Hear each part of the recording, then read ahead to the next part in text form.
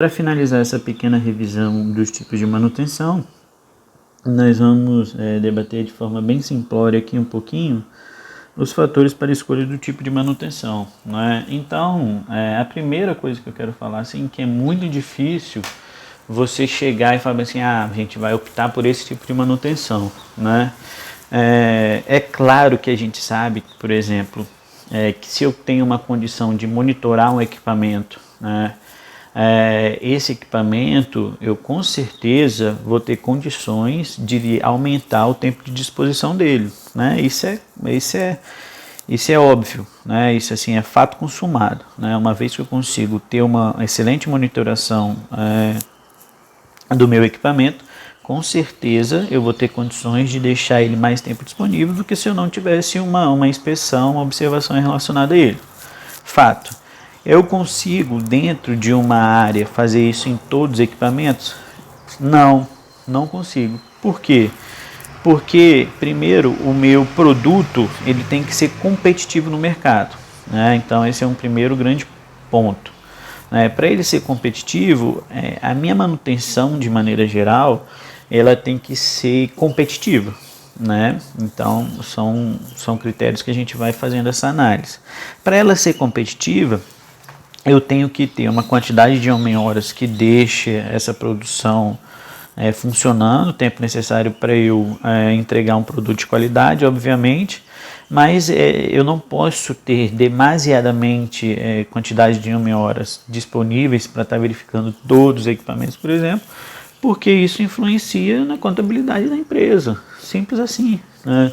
Eu não vou conseguir ter um profissional disponível para ficar analisando dados de todos os equipamentos, de todos os rolamentos, de todas as bombas, de todos os redutores, né? Enfim, de todas as esteiras rolantes.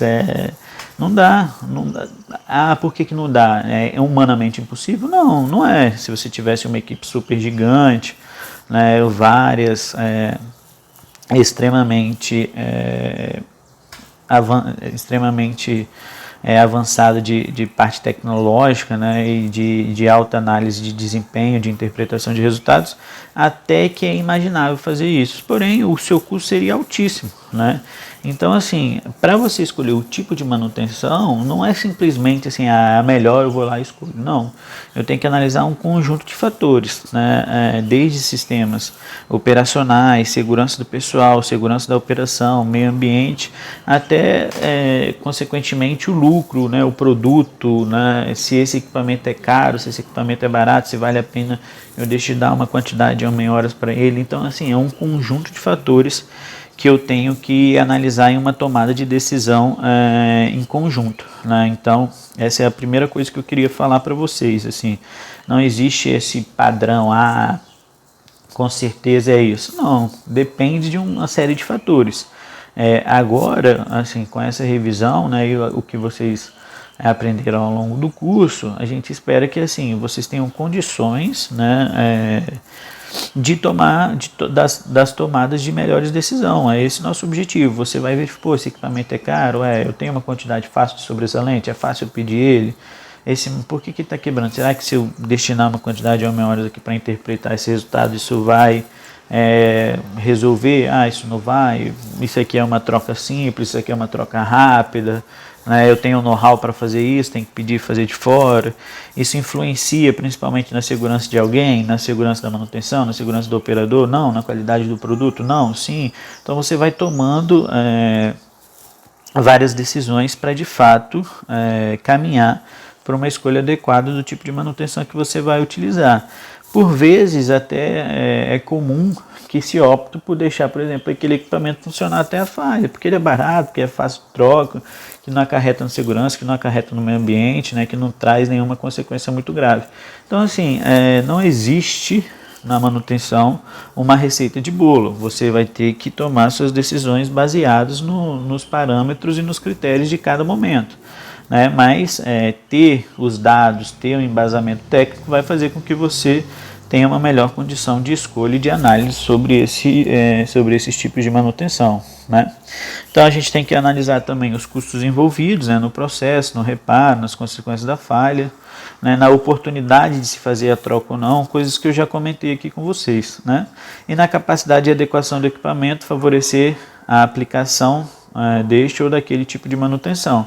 Então, como isso já foi dito ao longo da explicação, não adianta você escolher um tipo de manutenção e seu equipamento não permitir isso. Por exemplo, não tem nenhuma tomada de parâmetros no equipamento, você quer empregar uma manutenção preditiva, não vai ter, é possível.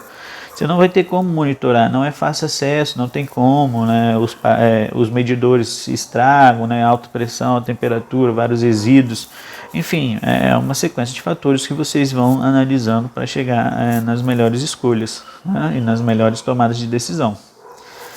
Bem, alguns comentários finais e dados, né? Títulos de comparativo, né? Os serviços planejados tem uma produtividade em torno de 60%, os serviços que são reativos ou emergenciais têm uma produtividade, né, em relação a 25% a 30%, né, de acordo com a nossa literatura.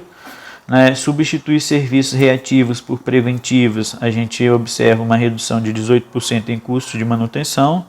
Quando a gente substitui serviços preventivos por preditivos, uma economia de 12%, e quando é corretivos por preditivos, de 40%. Né? Então, esses números também ajudam nessa tomada de decisão. Né? E, por fim, quando a gente observa alguns benefícios do programa de preditivo, a gente teria um retorno sobre investimento, cerca de 10%, uma redução de custo de manutenção de 20% a 25%, uma eliminação de falhas de até 75%, uma redução da indisponibilidade, né, quanto tempo o equipamento fica parado, de até 45%, e aumento da produção de 20% a 25%. Então são algumas informações, alguns parâmetros, né, para que essa tomada de decisão aconteça de uma melhor maneira. Né? Bem, posto essa revisão, para vocês, a gente vai entrar agora em uma sequência aqui de exercícios, né? São todos exercícios que caem no concurso, que abordam esses tipos de manutenção, né, que caem no concurso, né, concursos técnicos, de níveis técnicos e mecânicos, que abordam esse conteúdo.